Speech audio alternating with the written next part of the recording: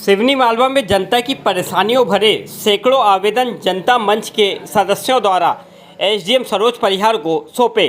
ज्ञापन सौंपकर जल्द ही सुनवाई की सदस्यों ने मांग की।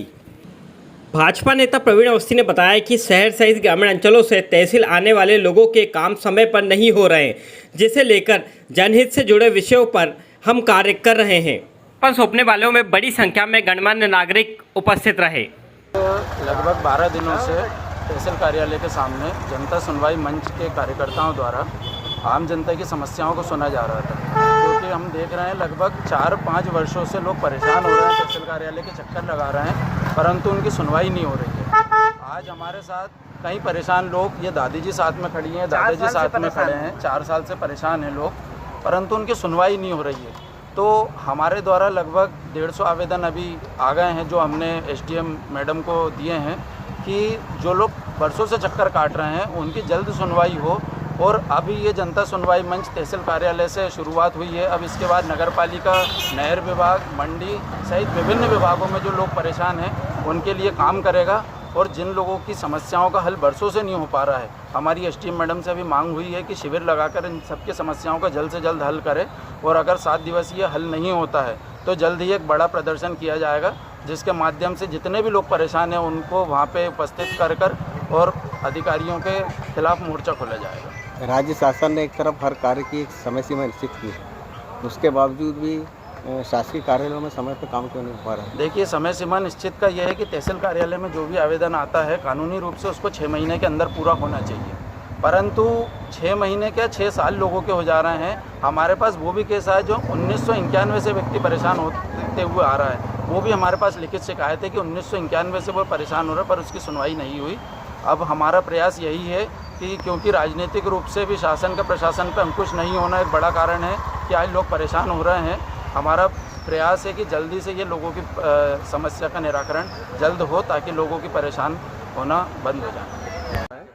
मैं सिवनी मालवा तहसील में कुछ दिनों से अपने कामों को लेके आ रहा था, लेकिन फिर यहाँ पर चर्चा करने के दौरान मुझे समझ में आया कि सिवनी मालवा तहसील में जो 90% जो भीड़ है वो भीड़ सिर्फ और सिर्फ राजस्व के अधिकारी, कर्मचारियों, एसडीएम साहब, तहसीलदार साहब की लापरवाही के कारण है, भ्रष्टाचार के कारण।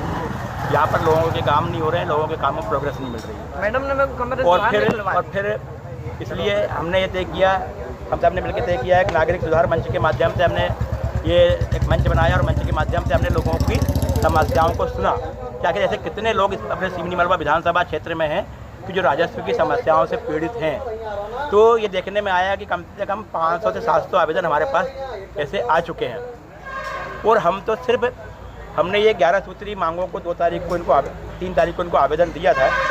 और इस आवेदन में हमने कहीं नहीं लिखा था कि हम धरना दे रहे हैं, हमने सिर्फ ये लिखा था कि हम आम जनता की समस्याओं को इकट्ठा करके आप तक पहुंचाने का प्रयास करेंगे।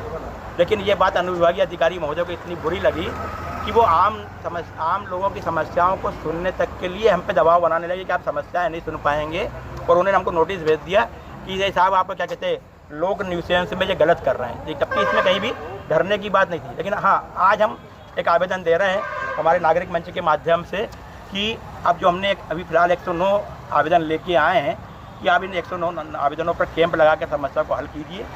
अगर आप समस्याओं को हल नहीं करते हैं तो हम इस मामले में हाई कोर्ट में रेड भी लगाएंगे, प्लस हम ज़मीन पर धरना प्रदर्शन, पुतला दहन, आमरण अनशन, जो भी हमारे संवैधानिक अधिकार हैं, हमारे सब मंच के भाइयों के माध्यम से जो भी हमको संवैधानिक अधिकार हमारे देश ने दिए हैं, हम उन संवैधानिक अधिकारों का प्रयोग करके हम तहसील विभाग का विरोध करेंगे।